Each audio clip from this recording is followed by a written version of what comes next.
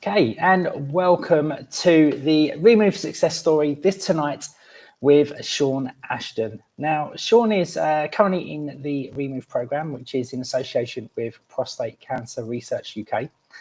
And we're just going to be discussing, a little bit about his prostate cancer diagnosis in a minute, and also, why he's, how he's benefiting from the Remove program that we've got running for that as well. Okay, but before we get on, please, if you are watching, please, if you can, just let us know you're here. Just give us a like, give us a hello in the comments. Again, because by you doing that, it's just going to help reach it out, so then other people could potentially see this, especially where prostate cancer is such an important thing, and it's an unspoken thing as well at the moment. So before we get into it all, I'm going to pass you over to Sean. So Sean, if you could just introduce yourself, who you are, where you're from, and what you do. Yeah, hi. My name's Sean Ashton. I'm just shy of 57. I've married, 2 kids, one in their 20s, one in their teens. I live in the Salisbury area. I've been a pilot for 40 years now. I started flying when I was 16. I did some time in the military, 12 years in the military. And from the turn of the century, I've been flying commercially, large aircraft, A330s, A320s, and now recently I fly corporate aircraft globally. So that's kind of me in a nutshell. Nice. I'm going to ask you a question about this. What's been the best plane for you to fly, or best aircraft? Oh, that's ridiculous. What's the most fun? What's been the most fun for you? Well, flying in the military was probably the best fun. The last job I had there, I was on a thing called the low-level squadron, where we were teaching navigators who were destined to go to the Tornado eventually, and all we did was low-level navigation and targeting for 2 years, and so that was great fun. That was great. Nice. Good, cool. So let's crack on. So you're currently in the Remove program, and like we've said, you had prostate cancer. That's right. Okay, you had it. Now, how did you become, how did you find out? How was your diagnosis? How did that come around? Can you remember, Sean? Yeah, most definitely. So to give you a little bit of background, because I think that's quite important. I had a quite severe spinal injury just over 10 years ago. So essentially, I'm a bit of a car crash below the navel and above the knee. And I've traditionally had a very small bladder, so going to the loo quite frequently, getting up in the night has been something that's affected me for the most of my life. And that's important because that's one of the markers for prostate cancer, which is often discussed. Increased frequency, getting up in the night to go for a leak. So I was very much aware that those traditional markers were absent. Yes. There wasn't going to be a significant change in behavior for me. So that worried me to a certain extent, but being a typical man, I ignored it. And I started to play the percentages game. Okay, well, I've already had a pelvic injury. I herniated 2 discs, and I had a pudendal nerve injury. I put my coccyx through my pudendal nerve, or into my pudendal nerve, and that affects the function within your pelvis. So what's the likelihood of me having yet another problem in that area? So frankly, I just ignored it, and I knew that there was a risk factor there, and I just turned a blind eye. And after COVID, I joined a new company, and a good friend of mine. Can I just stop you there? Can I ask a question? Of course. Why did you ignore it? Why did you turn that blind eye? Because I'd had so many people messing around, poking, and it's not pleasant. No. I didn't want to go through that again. It's, as men, we're quite private. We're particularly being British, we're very particular about which areas we don't mind doctors poking around in. That's certainly not one of them. And I didn't want to go through that again because it took me 3 years to get back on my feet with the pelvic injury. Yeah. Just wasn't interested in going there. And I thought it was better to ignore it and play the probability game. What's the probability? I didn't realize that the percentages, 1 in 8 men, I wasn't aware of that. I just chose to ignore it. But it was a new job, and my boss, super bloke, he just had prostate cancer, no symptoms. And the reason he got tested was because a friend of his had prostate cancer with no symptoms. And if we look at the amount of men, in fact, I've yet to come across anyone on the Remove program who said, I am atypical. I have had all the standard symptoms. No one. And some of the guys, the only symptoms they've had is unfortunately when the disease has spread. So it strikes me that the symptoms that they initially talk about, they don't happen all the time. In fact, they're probably quite rare. Yes. So I had a long conversation with him. He's 2 years older than me. Oh, should I go and get tested? So I went and got tested. And for my age, the borderline PSA level is 3. And I hit 2.9. So I was told to go away, have another test in a week, and there's a period of abstinence, no sexual activity within 48 hours for the next PSA test. I took another PSA test, bang, 2.9. So I'm right on the buffers. I'm normal, but I'm right on the buffers. And I chose to walk away and forget it. Yeah, it's fine. I'm within limits. It just must be me. I've had issues with my pelvis before. So I chose to ignore it again. Come 18 months later, I was having another blood test. We have regular medicals because of my career. And I was having my cholesterol checked. And the nurse said to me, well, should we do your PSA as well? I went, no. Let's forget about that. Oh, I'll do it anyway, she said. And it had doubled. Right. So we'd gone from 2.9 at that stage to 6.2. Yeah. So once again, we went through another testing program, 5.8. So it had dropped, but it was still above. But it's still elevated. That's right. Yeah. And at that point, as someone said, you kind of step on the cancer train and you let it run. Yeah. So I'm very fortunate that I have private healthcare with my job. So I went down both routes. I had the NHS route and the private route, and it was basically who was going to speak to me first. And the NHS were very, very good. They were very quick, but they were 12 hours later than the private. So I went down the private route. I was seen within 2 weeks, and I had an MRI. I have an amazing consultant in London, and the MRI was inconclusive. So there was some shadowing on the left-hand side of my prostate, nothing on the right-hand side of my prostate, and that's important. So you're graded at that point. 5 definitely got cancer, 1 definitely not, 3 we're not too sure, we need to investigate a bit further. So I was a 3, and the consultant said to me, well, what do you want to do? Well, don't give me choices, you're the expert, you tell me what to do. Well, if I was you, I'd have a biopsy. So two weeks later, I had a biopsy. 2 weeks after that, I had the results. I had cancer, but not where they were looking. So it was in the area that was clear. So what they do is they take a sample of where they believe the problem area is, and then they take random samples elsewhere. And mine was in one of the random samples. If I'm honest, I knew I had it. I just had a gut feeling that was where it was. That it was there. So it wasn't a shock. It wasn't a great surprise. I was a Gleason 7, for those that know. So do you want to explain the Gleason scale? Go for it. So Gleason scale it starts at 6, which is a bit weird because it's taken 2 numbers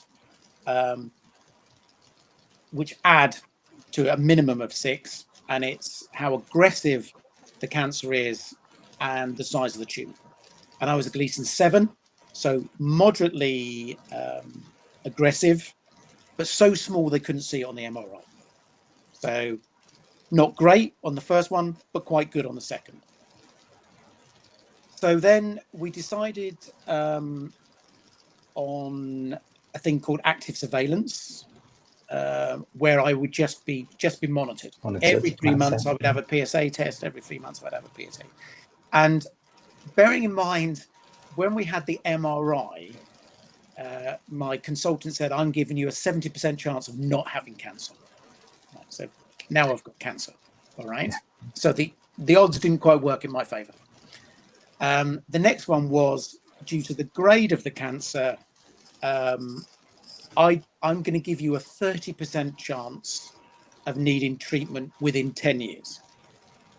Okay. So that's quite good odds. So I went away, I was still allowed to work.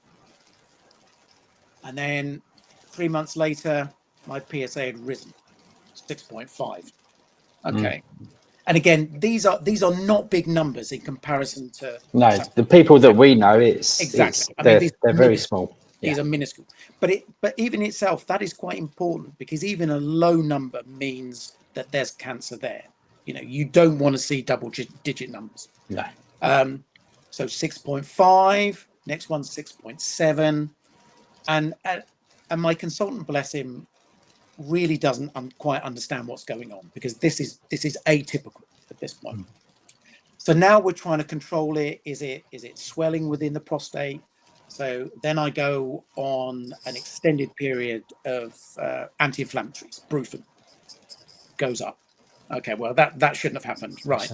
Well, maybe there's some prostatitis there, and you can have prostatitis, which is an infection of the prostate, which you're not normally aware of. And so I went on a course of antibiotics, and it had gone up. Right, but this is not great.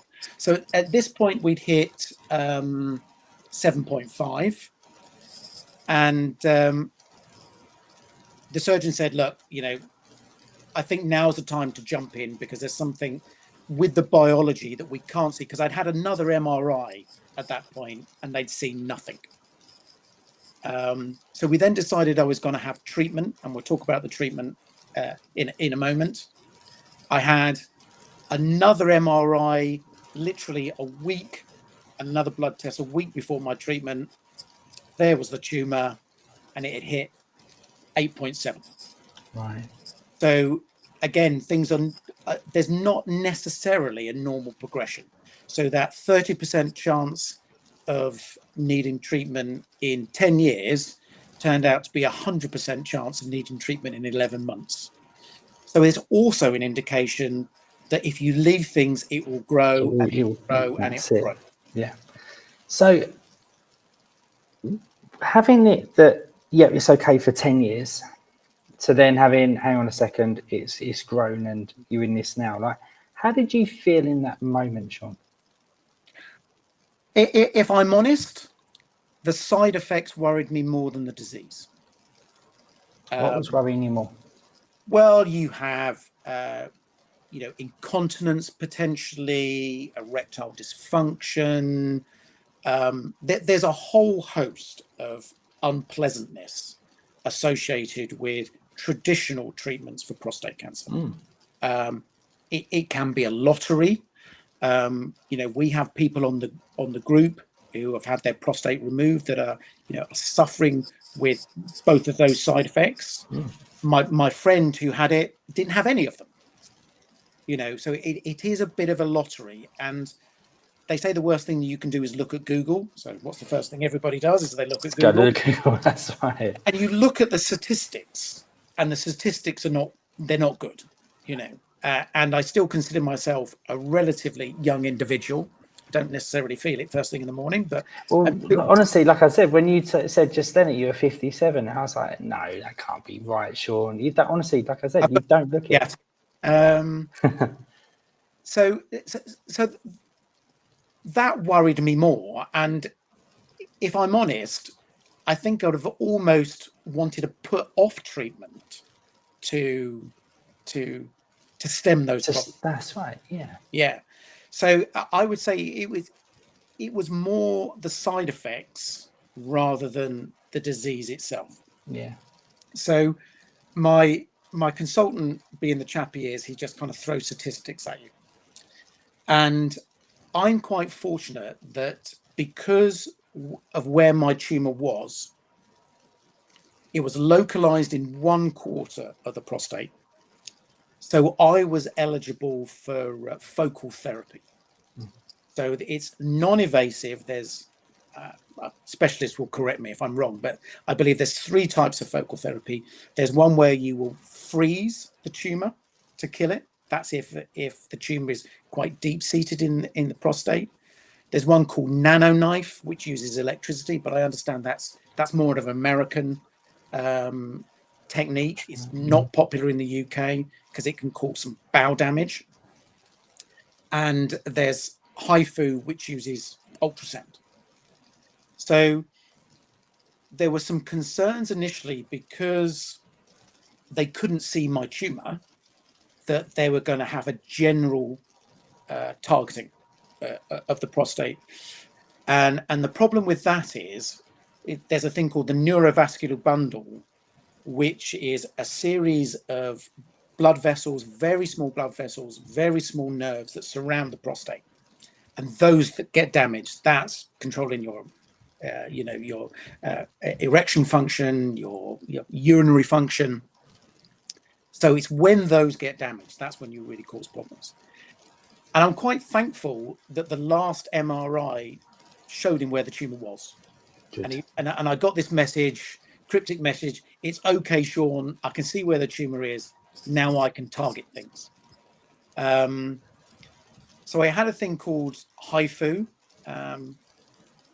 All I can suggest is if you're going to have it, don't watch it on YouTube because it's not subtle, particularly when he's putting the sensor. And it's an amazing piece of kit. And perhaps we'll talk about it later, that if we can get men diagnosed early, this is the future. Absolutely, it's the future. So you have a probe inserted in your rectum and it acts like a mirror, and they can focal the sound waves, and that's what they are. They're sound waves within the length of a grain of rice, and they will just burn it out. And that's what happened to me. So I was discharged after 24 hours in a catheter, which is standard because there's obviously swelling down there. They want to make sure that you can still urinate. That worried me as well, I've got to say, because I'd had a camera inserted several years previously and got to the point where I couldn't urinate at 2 o'clock in the morning and ended up in A&E, having an emergency catheter fitted. That was in for 7 days. That was unceremoniously whipped out. I did scream and F and blind at that point. And then another problem was created because I just couldn't urinate at that point. So I was left with the conundrum of either being recatheterized again, which the nurse didn't want me to do, or self-catheterizing.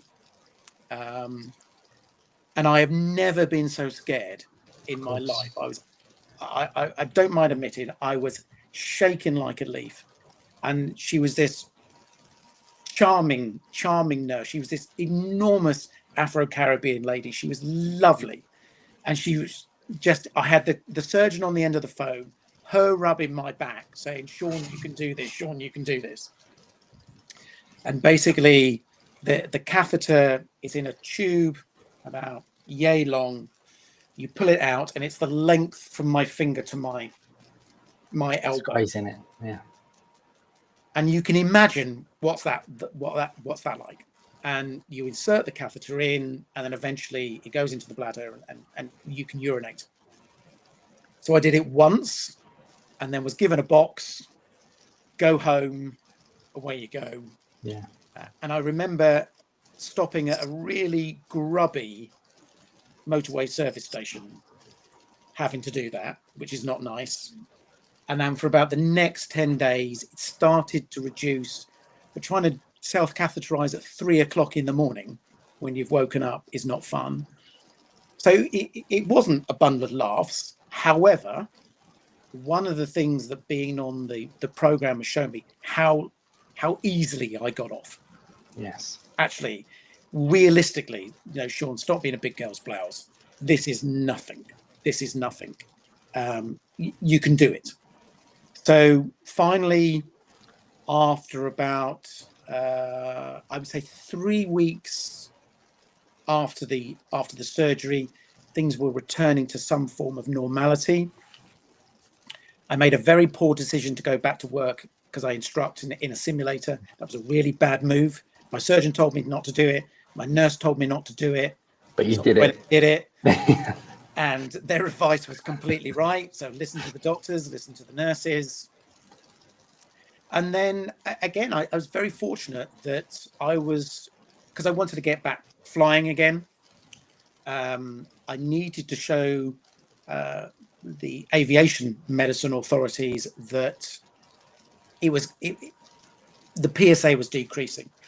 And my surgeon told me that they don't normally do an MRI for at least 9 to 12 months because the treatment itself will scar the prostate. So all you can see is where the ultrasound has targeted the tumor, and we will check your PSA, but your PSA could go up because of swelling. So swelling, and that's it. And I took it, and my PSA dropped by half. And he said, again, you're atypical, mate. The tumor's gone.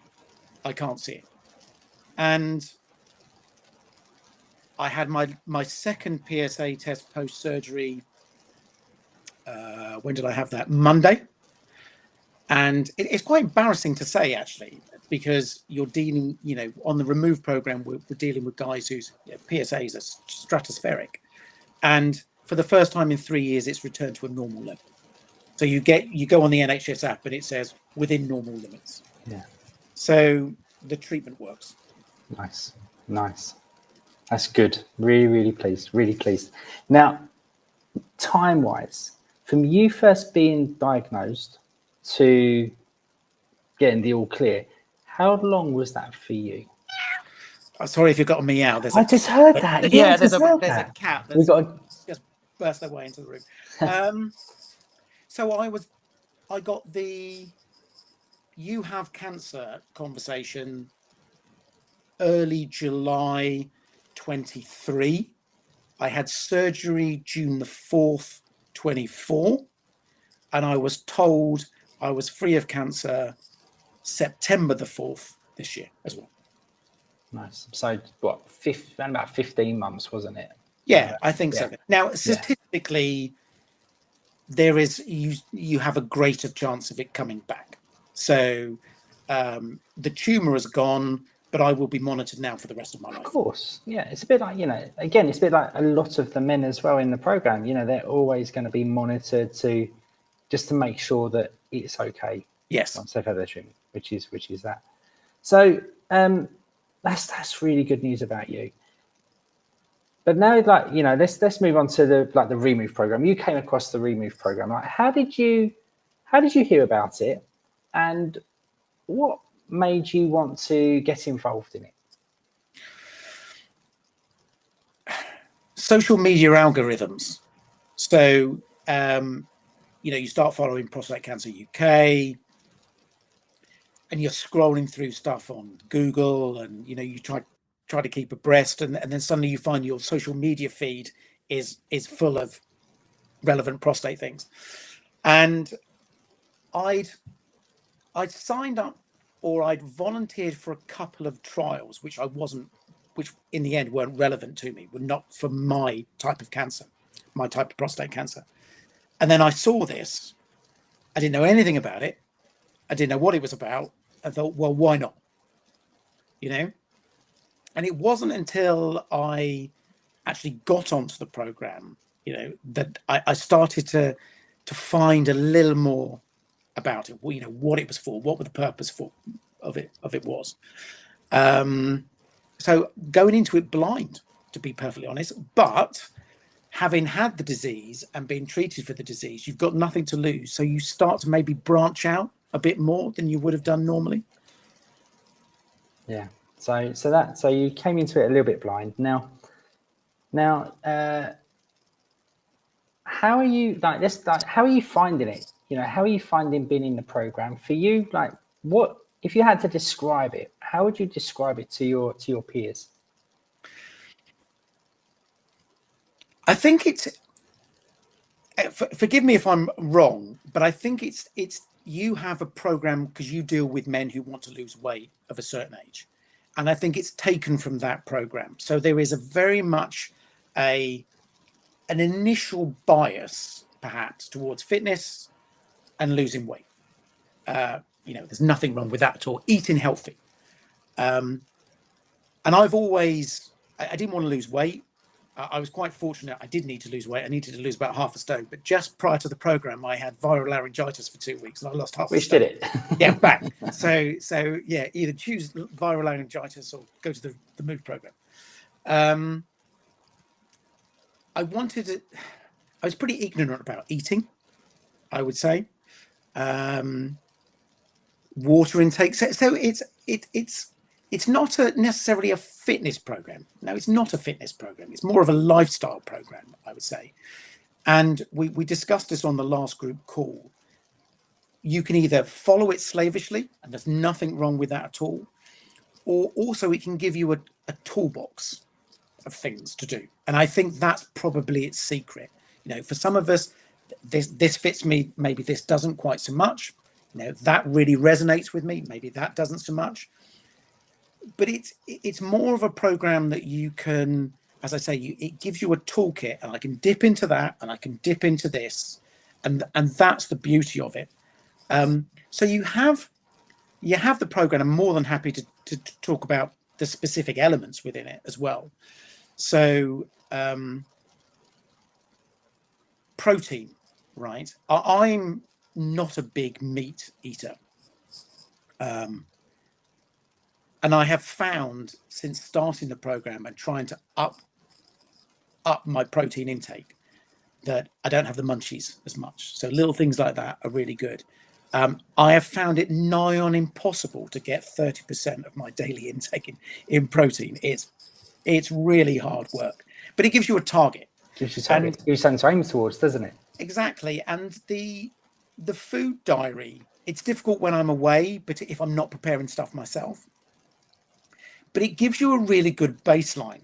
So if I know that, okay, this is what I've consumed today, and it's been X amount of calories, and that was X amount of protein and X amount of carbohydrate, I can use that as a baseline. Well, okay, I've moved away from the baseline today because I've had this, or I know that I'm probably under by about 500 calories.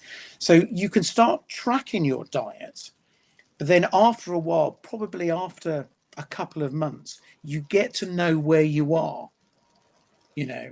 I know that if I'm having porridge in the morning, I'm probably not going to be as hungry as I would be at 11. And I know that if I have a couple of slices of toast in the morning, it's probably dead calories as well.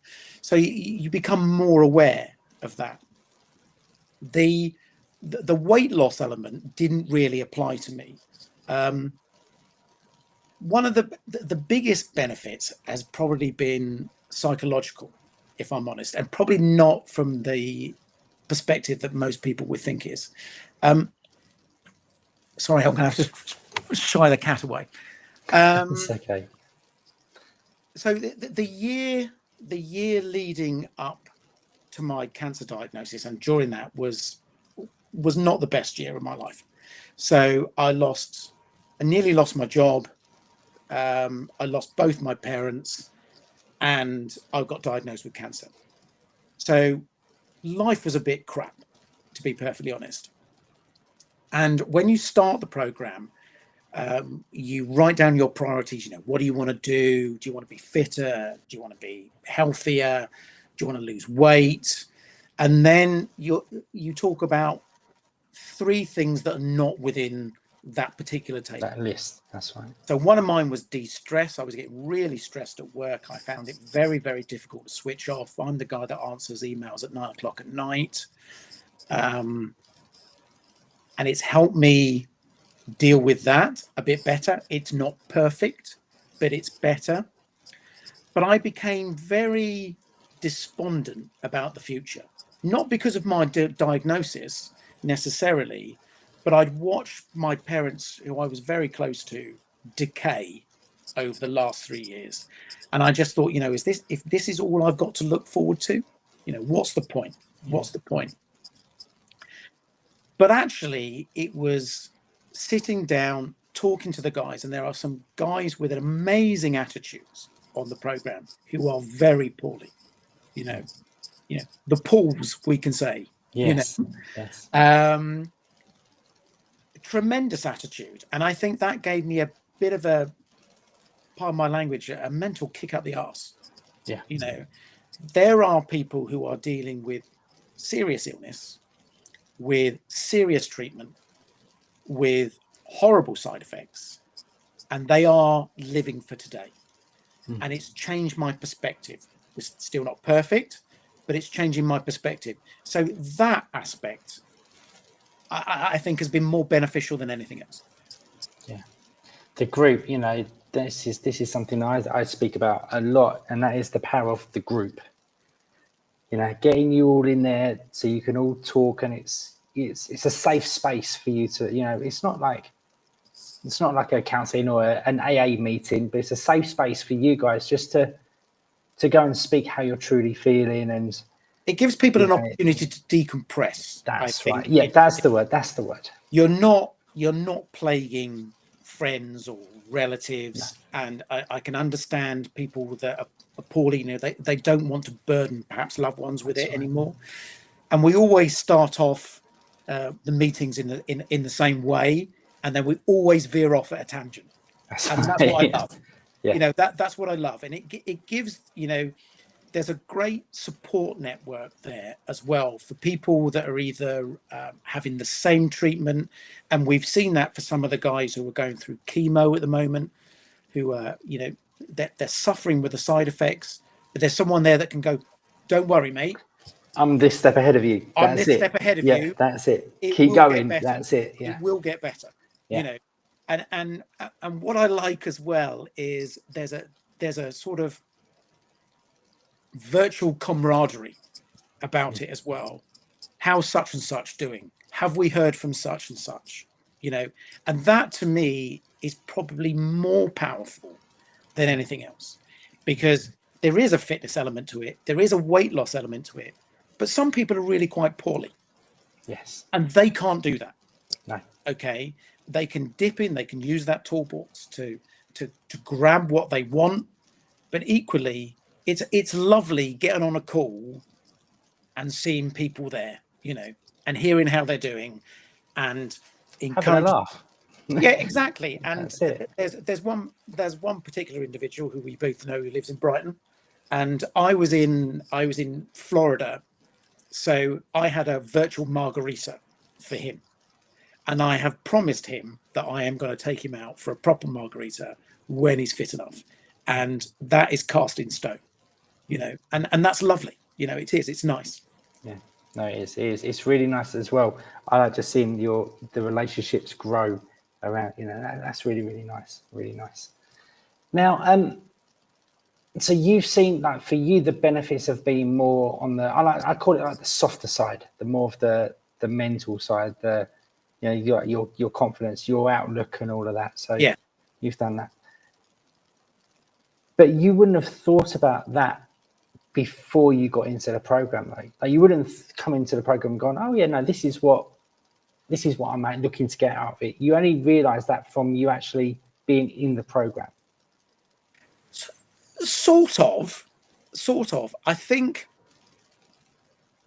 because I probably didn't know. I knew that there was an emphasis on well-being within the program, and I kind of hoped that it will be both physical and mental. And that's exactly what it is, really. So I didn't know it was going to be that. I kind of hoped it would be that way. That's why on my initial sort of scorecard, I said, what do I want to do? I want to de-stress. I want to be optimistic about the future. Yeah. I'd like to get fitter. I'd like to get more flexible, all those other sort of stuff. So the scales were nicely balanced for me. Good stuff. Good. Now, if someone's watching this and, they've seen the Remove program and they're like, oh, you know, but you know, there's people there that have, you know, we're talking about have had chemotherapy. There's yourself, you know, you've had focal therapy. There's other people as well, you know, but they're like maybe someone that's like, you know, they might be like, well, I'm different. What would you say to that person who's considering it? We're all different. That's what makes us individuals. Yeah. It's not designed for, you know, person A to slot into slot A. That's not how it works. Be open-minded about it. There are men there of all different ages. I think we've got from early 50s to 70s, I think.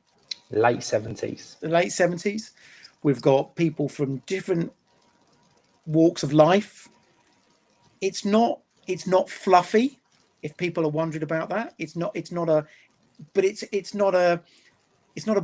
program either. It's a guide. I think it's not, let's call it less of a program and more of a guide, and you weave your way down the guide. You know, sometimes you can turn left, sometimes you can turn right. It's up to you. There is backup there. You've got nothing to lose.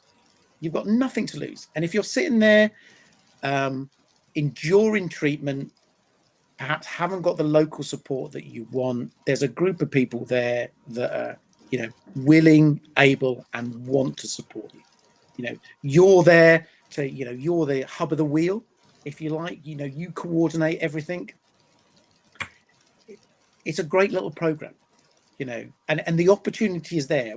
Cancer Research, you know, they've sponsored this program. We've talked about how maybe we would like to tweak it where it becomes a bit of a rolling program. And we had a conversation off air beforehand, how in the last group call, we've been saying, what about this? What about this? Not for you, but for those at the tip of the spear of the cancer research and the cancer treatment program. And we want to start feeding back, you know, this is good, this is bad. And I think we're starting to create that feedback loop now. And if we manage to achieve that and we save one life, exactly, we've done a great job. You know, it shouldn't be the likes of an amazing Olympian being told he's terminally ill in his late 40s for this to get some sort of national priority. You know, it's becoming more and more to the fore. You know, you've got like Stephen Fry, but there's us, the sort of plebs at the bottom, that we're pushing it as well. You know, we want to see a national screening program. We want to make sure that men are aware that they can go to their doctor, and if the doctor says no to a PSA test, insist. You know, that's it. So you've got nothing to lose. Get involved. Yeah, nice one. Well, Sean, thank you for coming on and sharing your journey. I really, really do appreciate it. You know, you taking the time out. It's good to see you back in the UK as well, and not with those blue skies of Palm Beach you were, you know, winding us up with and making us all jealous of the other week. So again, thank you for coming on and sharing your journey. It's a pleasure. Those of you that would like to find out more information about prostate cancer, and also the work that Prostate Cancer Research UK are doing, then please go to www.prostate-cancer-research.org.uk, where you can find out about all the different trials, all the different studies that they're doing, and also, most importantly, about the work trying to, you know, to get the national screening process involved for men, well, of all ages as well. So please go to that website and you know, to have a look at the good work that they are actually doing in the UK. So again, Sean, thank you again, and yeah, been a pleasure having you on. Thank you very much.